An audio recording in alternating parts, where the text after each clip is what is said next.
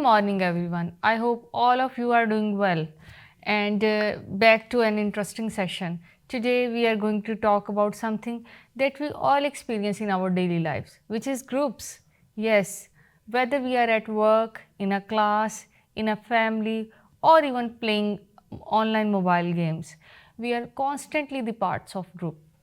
So, in this lecture, we will explore what exactly a group is, how the groups develop, and how and why the people behave the way they do in the groups. So, let's begin. What is group?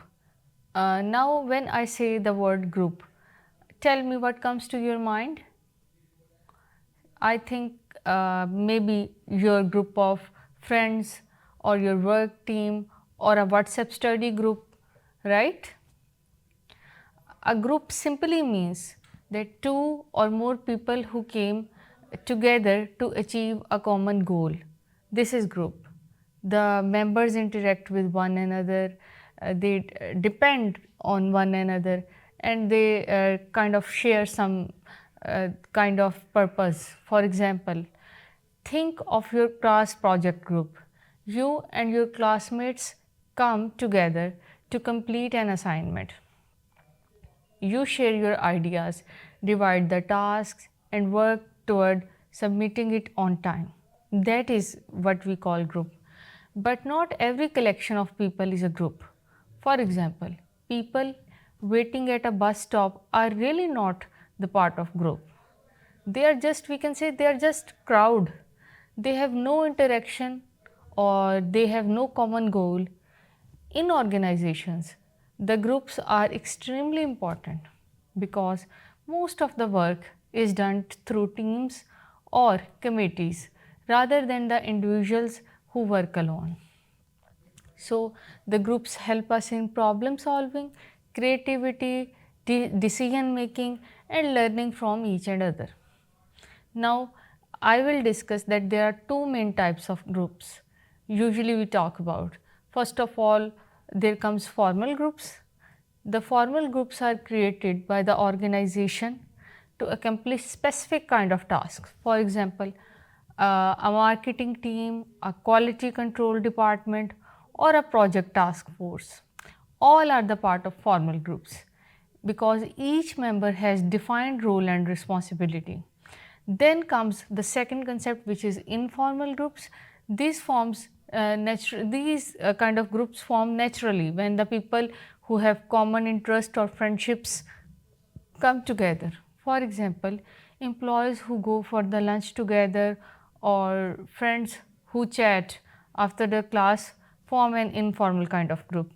Even even though the informal groups are not officially the part of structure, they can have a big impact on the motivation, satisfaction, and communication skill of our employees.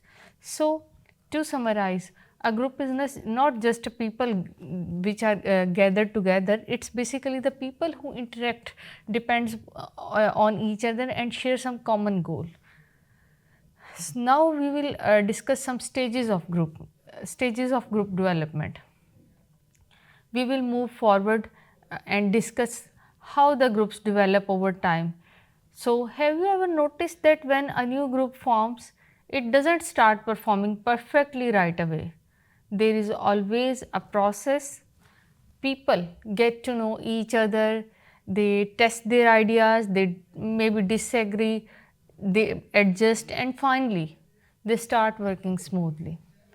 This kind of process was described by Bruce, a psychologist who proposed 5 stages of group development.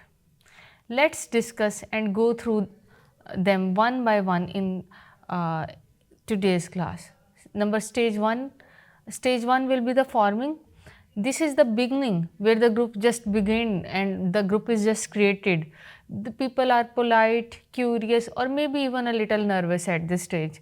They are trying to understand what the group purpose is, who's in the charge, and what's expected of them, what people basically expect of them.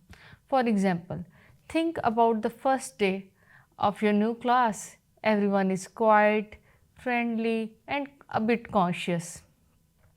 That's the forming stage. Then comes second stage, which is storming. Now that the members are more comfortable, they start expressing their opinions, and sometimes that leads to conflicts. Different personalities, remember, different personalities may clash, disagreements may arise about the goals, leadership, or working styles. Uh, this stage basically feels some kind of uncomfortable, but is necessary because it helps the people to express themselves and clear up the misunderstandings. For example, I will give you an example here.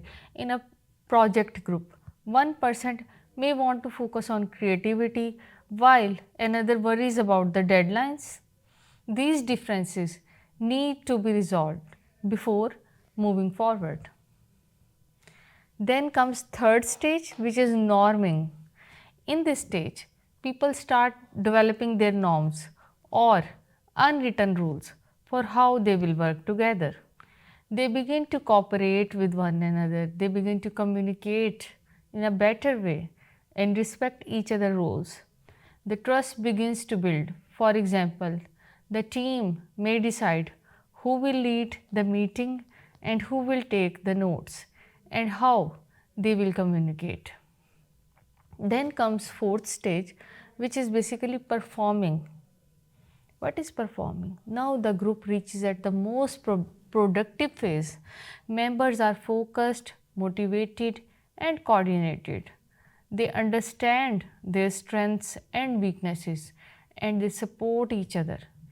In this stage, the leader becomes more, more of a facilitator because the group is already running very smoothly on its own. Think of a sports team that has practiced together for several months. Everyone, everyone knows their own role and performs efficiently. Then comes the fifth stage, which is adjourning. Finally, when the group task is completed, it's time to wrap up. Members may feel a mix of pride and sadness as they say goodbye to each other. For example, after completing a semester long project, students may celebrate their success, but also they feel a bit emotional that the teamwork is ending now. These stages remind us that the group's effectiveness doesn't happen overnight.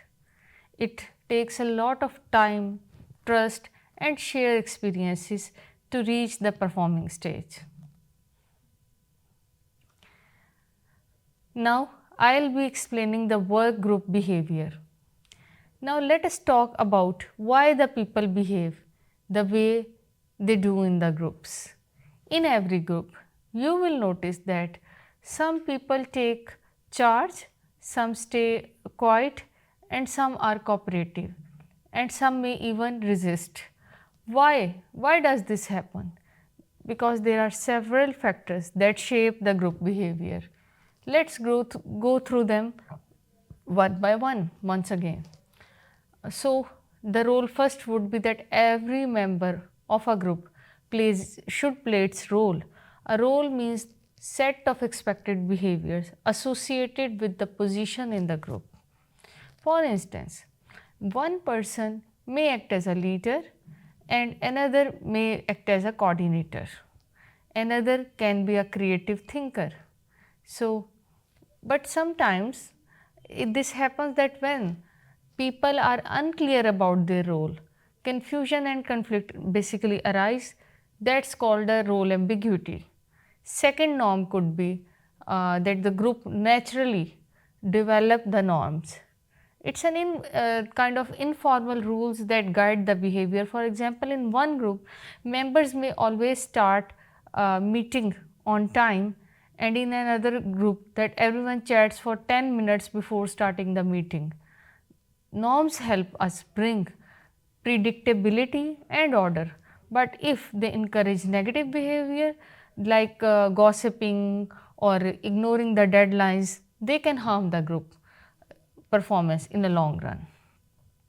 Now, the third norm could be status. In every group, some members have a higher status or they can influence the others. They do have power to influence the other. This could be based on experience, maybe because of their seniority or even their personality. The status differences can motivate the members, but if they become too rigid, this may lead to inequality or resentment. Then comes the size. The size of group is also equally important as it affects how the people behave. Smaller groups are usually faster in decision making, and smaller groups have better communication than larger groups. Larger groups have more diversity and ideas, but they may face coordination problems. So, the ideal group size depends upon the task being done in the group. For example, brainstorming may work best with 6 to 8 people, maybe. Then comes cohesiveness.